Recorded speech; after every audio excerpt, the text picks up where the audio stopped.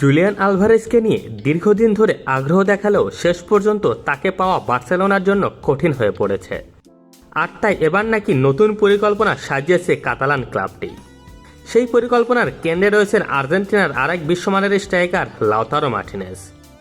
Inter মিলানের এই Argentine ফরওয়ার্ডকে Barcelona দীর্ঘদিন ধরেই পছন্দ করে, কিন্তু এবার আলভারেজের বিকল্প হিসেবে লাউতারোকে আরও গুরুত্ব দিয়ে দেখছে তারা।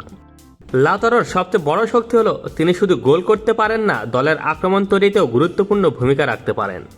বক্সের ভেতরে তার ফিনিশিং, পজিশনিং এবং প্রেসিং সব মিলিয়ে বার্সেলোনার আক্রমণ ভাগে তিনি হতে পারেন ভয়ঙ্কর এক অস্ত্র। আর সবচেয়ে বড় বিষয়, লাউতারো নিজেও বার্সেলোনার মতো ক্লাবে খেলার অভিজ্ঞতা ও চ্যালেঞ্জ নিতে আগ্রহী কিনা সেটি এখন আলোচনার অন্যতম বিষয়।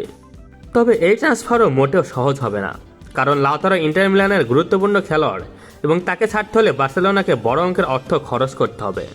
ইন্টারও তাদের অধিনায়ককে সহজে ছেড়ে দিতে চাইবে না।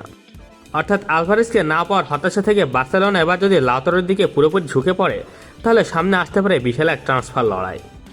একজন আর্জেন্টাইনকে না পেয়ে আরেক আর্জেন্টাইনকে দলে আনতে চাইছে বার্সেলোনা। শেষ পর্যন্ত কি লাউতারো মার্টিনেজই হবেন বার্সার নতুন নাম্বার 9? আপনার কি মনে হয়, আলভারেজ নাকি লাউতারো বার্সেলোনার জন্য কে বেশি ভালো হবে? অবশ্যই তা কমেন্ট করে জানাতে ভুলবেন না। ধন্যবাদ।